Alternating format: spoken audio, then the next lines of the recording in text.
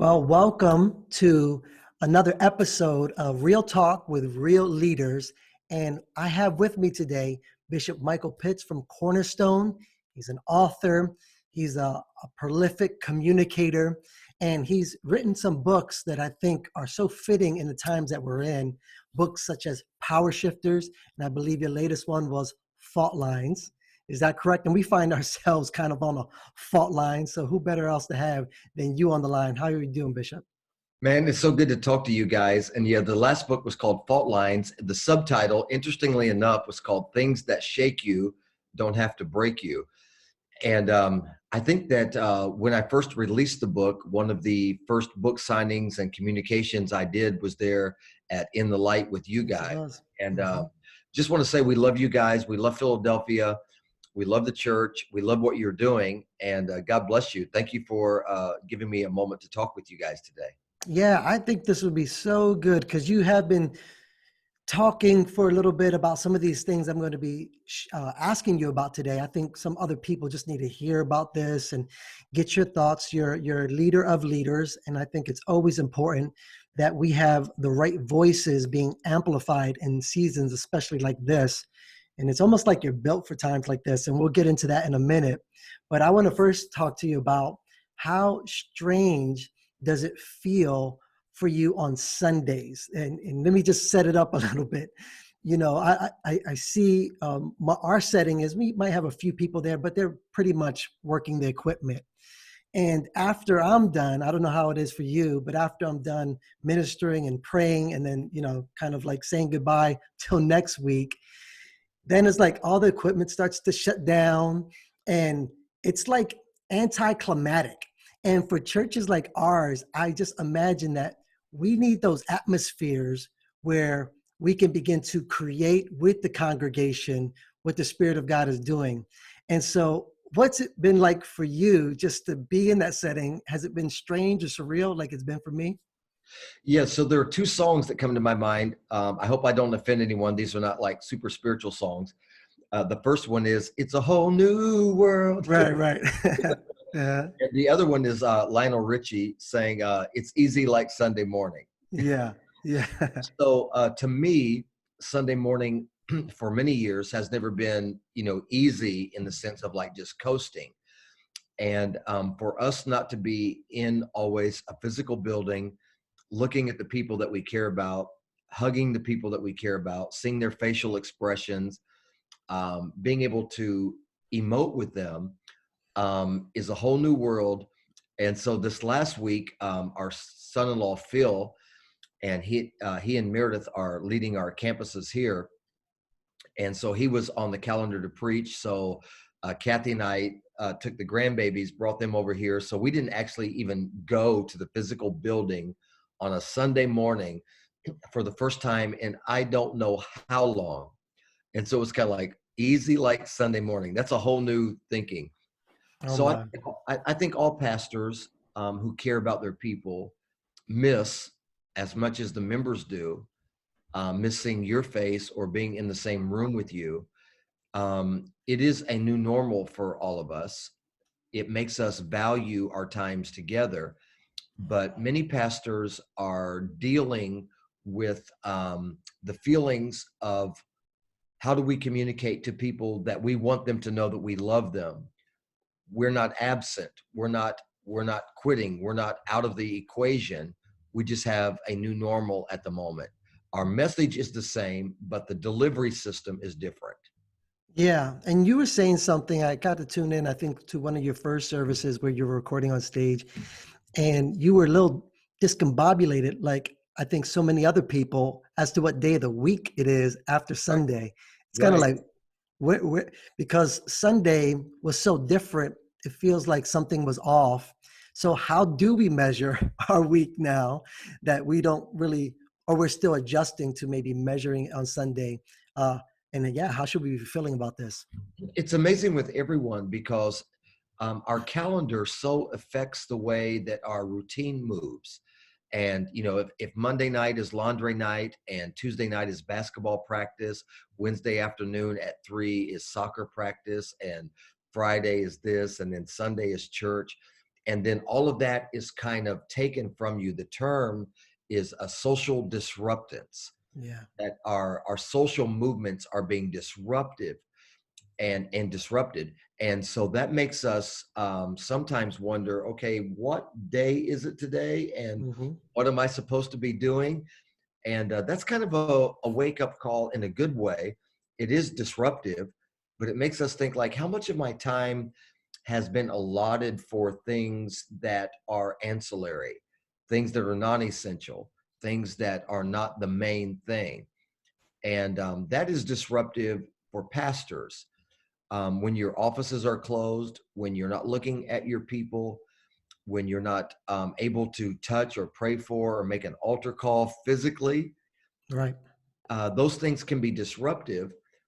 But I think there are probably learning experiences in that as well. So what do you think about this?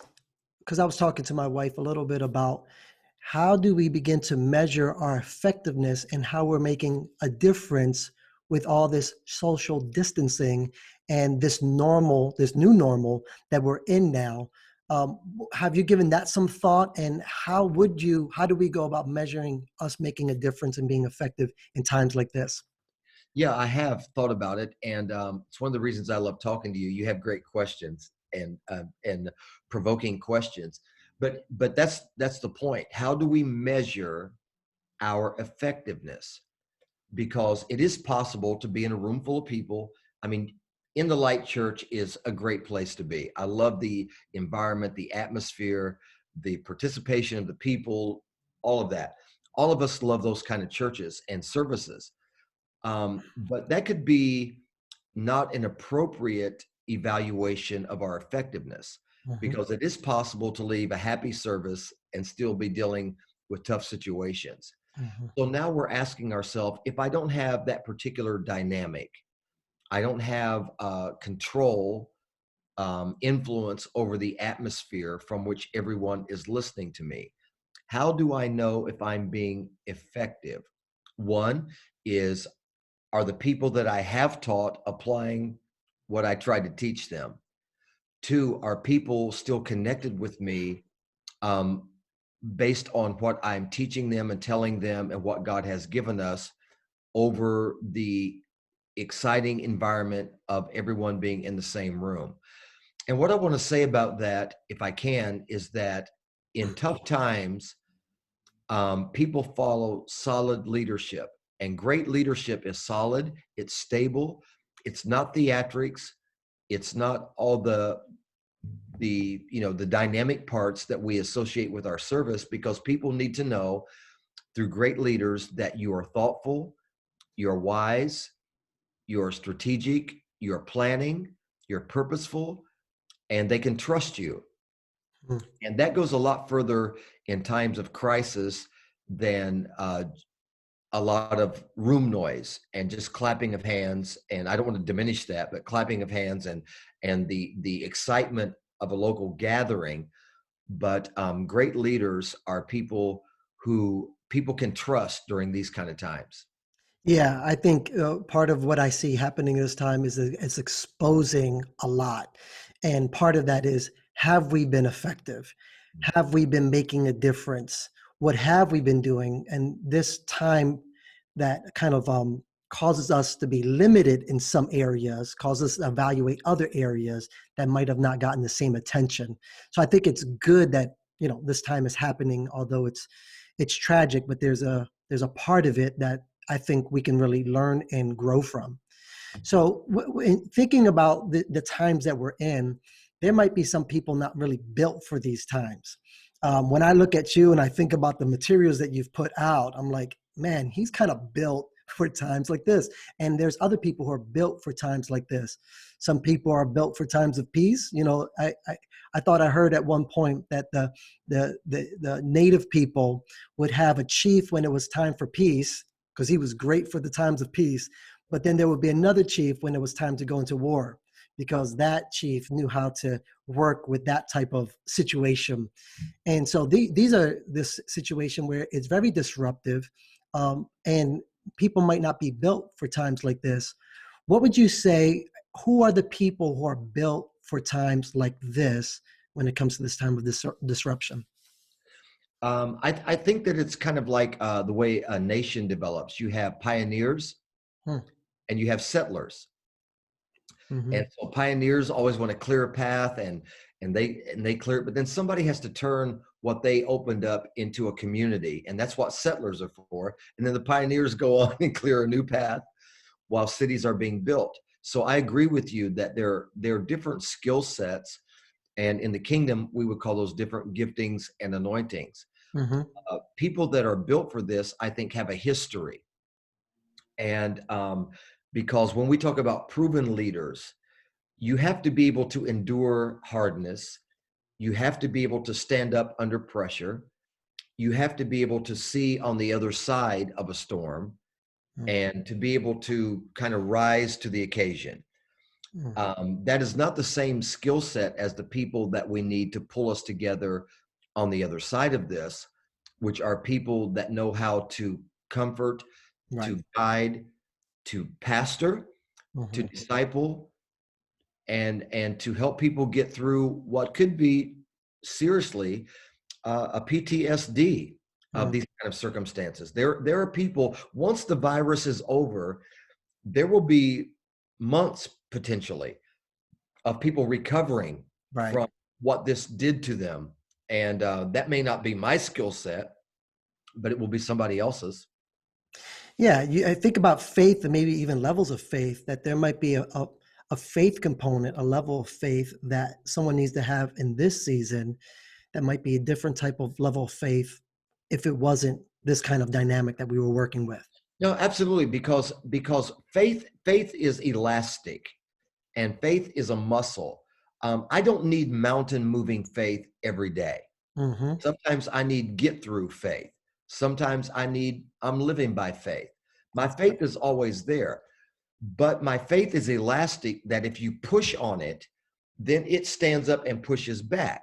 Mm. So when we talk about faith as a muscle, if I can use that terminology, um, it's moments like these that all the bumper stickers, all the stuff you hang on your refrigerator, all the t-shirts that we wear. Okay, so now we need some of that to work. Okay, so now that faith muscle has to grow, and it ultimately makes us stronger. Muscles grow by being worked on, Right. or pressure, Right. food, Mm-hmm. and rest. Mm. And when you don't have those components, then you don't get stronger. And so now we're in the season of pushing a bit. The season of rest will come, but it's also based on what we're eating. Um, I want to be paying attention to what's happening on the news and to be aware of statistics and information. But I cannot live on a 24/7 news cycle. Mm-mm. I can't live on that. And I need to know, I need to be aware, but I need to hear and to feed on what God is saying. And that makes me stronger. And then I have to have a little bit of rest. Okay. I'm not going to pay attention to this, maybe, for a day. Mm-hmm. Yeah. No, that's good. Have you found yourself that you were saying something before this all has happened, right? You were preaching, you were ministering to the church, to the body, and probably felt like there were some things that were really essential and necessary for the body to get at this point. And and now that we're in where we're at, it's not like you want to say, "I told you so," uh, or maybe you almost got the sense where people were feeling like, man, was I just crying wolf? Did they think I was just a boy crying wolf? And now that the wolf is here, they realize it wasn't just an illusion I was talking about. So I'm just curious, as you were saying something almost prophetically preparing people for the moment that we're in now. Have you thought about that, or is that something that has happened? Yes, I have. And I think the same thing. I don't want to be, I told you so, because that's not helpful. Right.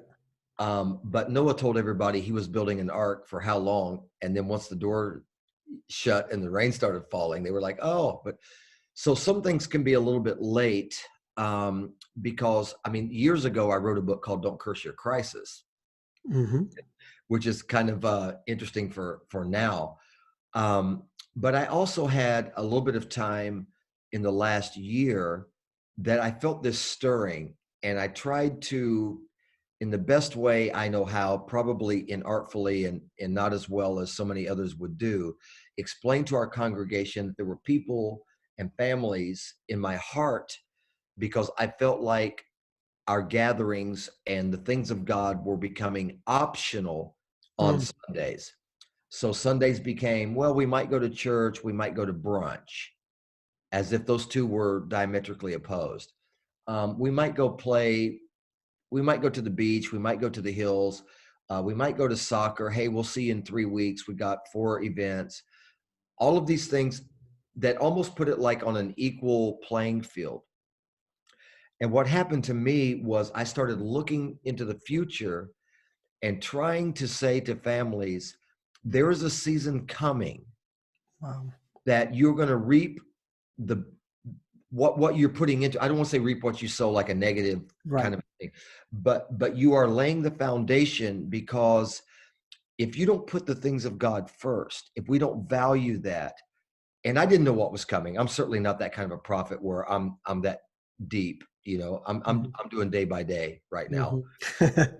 Um, but it made me concerned that I watched families trying to pay off an existential debt, making them feel like they were good parents because they were running 5 and 6 days a week, taking 3 and 4 kids and spending all of their money trying to make it seem like you're good parents.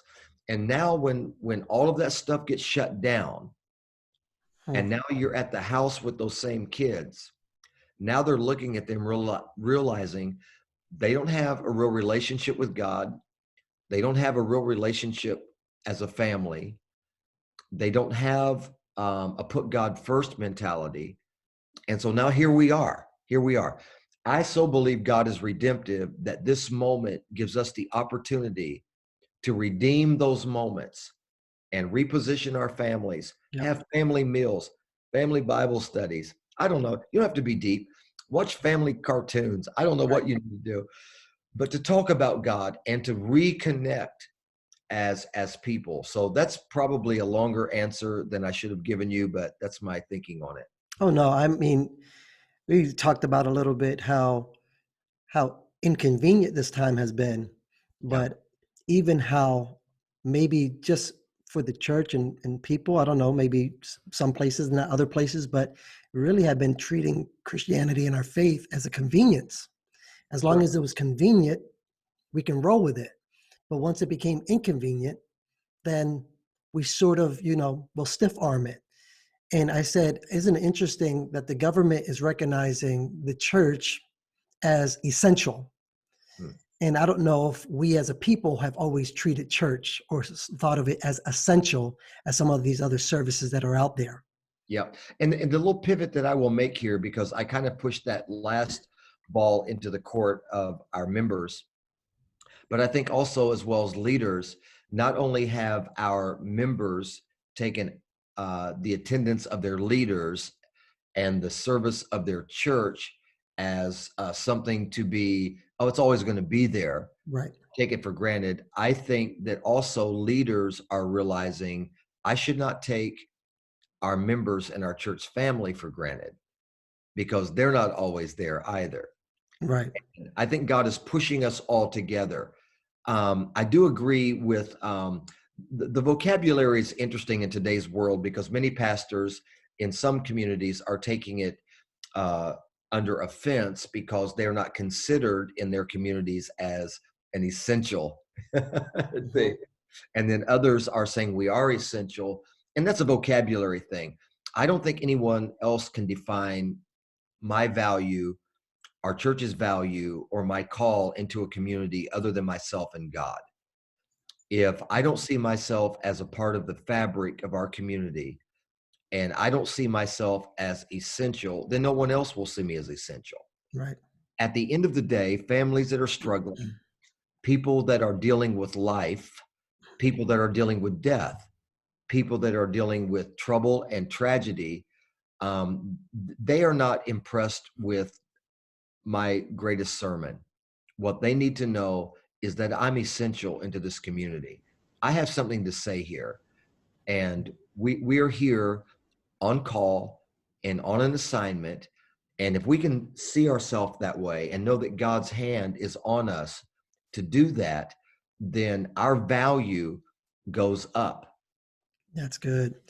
That's why my prayer has been not that we are just seeing ourselves as essential or that label being put on us or not on us, but that we would actually be a people that would be distinguished during this time.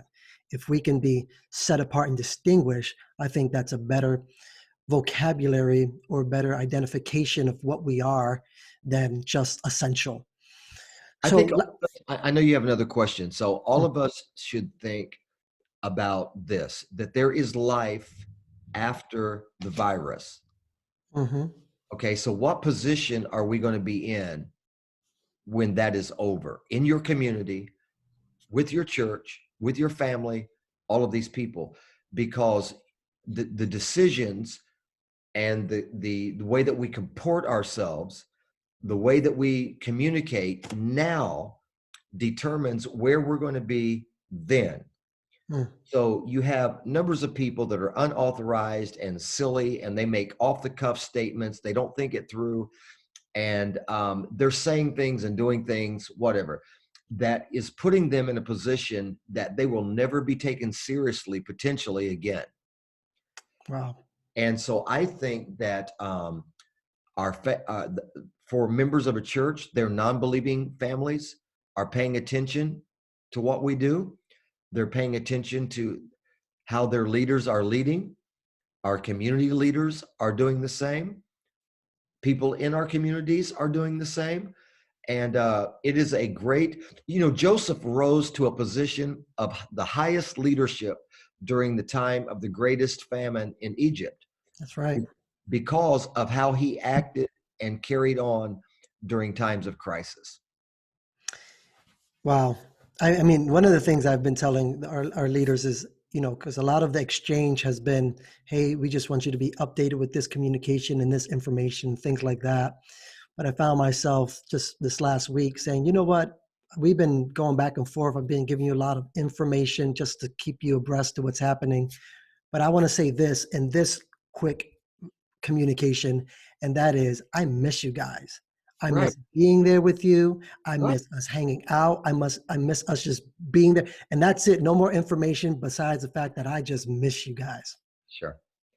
But I've been hearing this verse and hearing it differently and reading it differently. All of us have quoted it a million times. I was glad when they said unto me, let Mm, us go to the house of the Lord. How many times have we quoted that and said that? But I'm hearing it differently, reading it differently, because I'm thinking like, man, when all this is over, whatever time frame, whenever it is, I will be so glad when I can go to the house of the Lord and see people whose faces I miss, whose children we baptized, right. whose weddings were performed, who we walk through with tough times. They walk with me through tough times. I will be so glad to see their faces again, and it's going to be a Holy Ghost It's gonna be party a party. Yes. whenever that day is. Yes. Well, here's my last question here, and take your time with it. But what if, besides the things that you already mentioned, what else is this disruption or disruptive time? I believe everybody would agree that there is a lot of that's been disruptive. What has this revealed? Maybe in churches, in people, maybe in America. Uh, what are your thoughts about that? Well, a couple things. One thing that it reveals is that sometimes people have resisted change. This is not a criticism, it's an observation that too many of our churches resisted technology, Hmm, had things to say about online churches.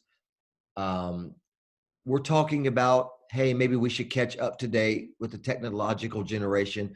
They've been talking about that for 5 or 7 years, and now they're trying to play catch up. So it's revealing that we cannot afford to always be 5 or 10 years behind. So it's revealing that a bit.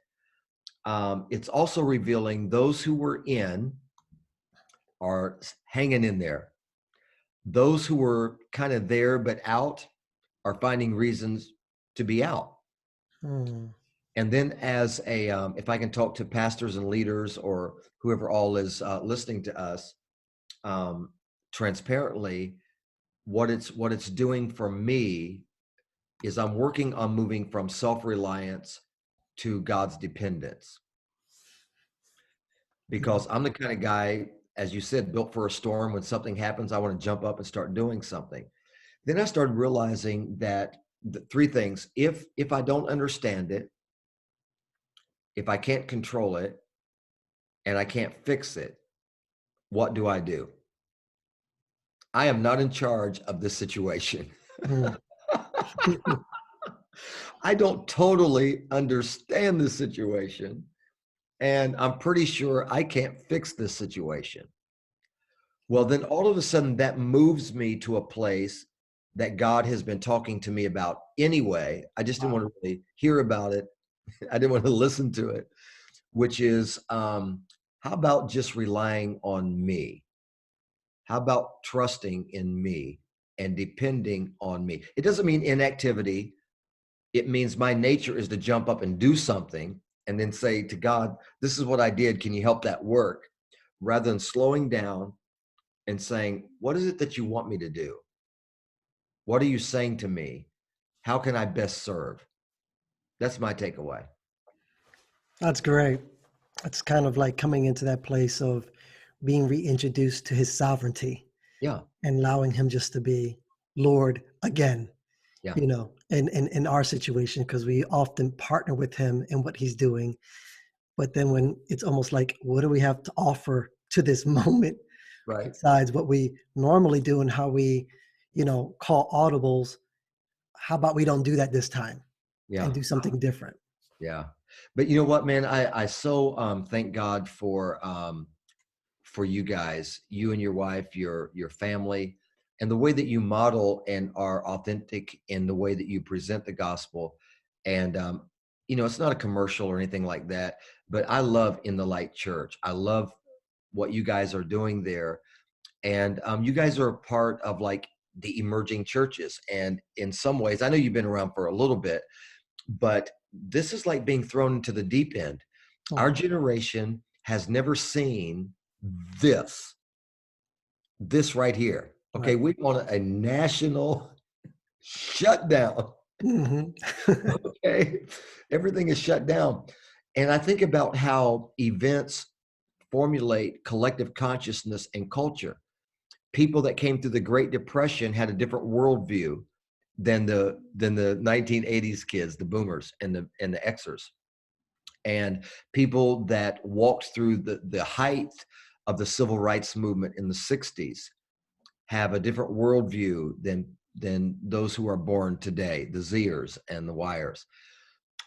This is a defining moment. Mm, This is a situation that will shape the collective consciousness and value system of our day. wow. And we need to grab a hold of that and realize when people tell me, I can't wait till things get back to normal. If we go back to normal, we haven't been paying attention. Mm, Our normal is going to be new.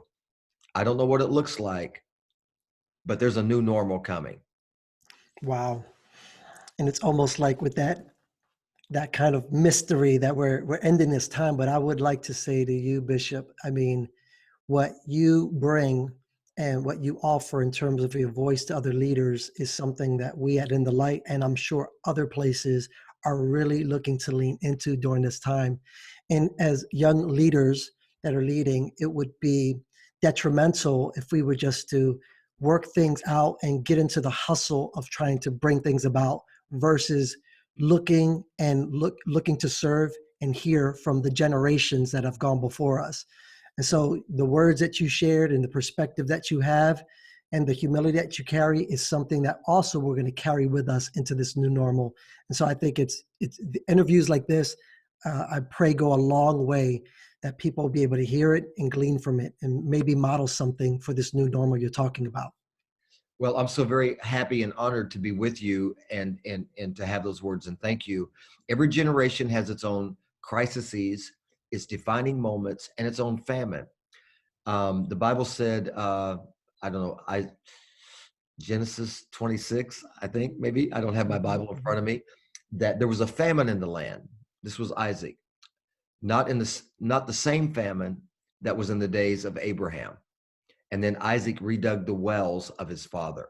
Right. So every generation has their own famine. Abraham had a famine, Isaac has a famine.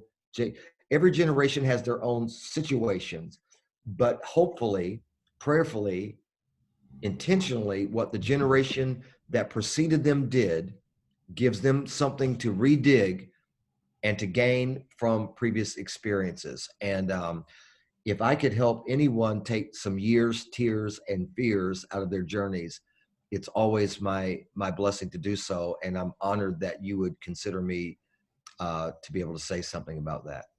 Hey, exactly that. This is exactly what that's doing. So again, so blessed to have you with us. And I pray that somebody got something from this. And I just entitled this time, Real Talk with Real Leaders. And thank you for sharing with this time. Bless you, Bishop. Love you guys, and let's talk again soon, okay?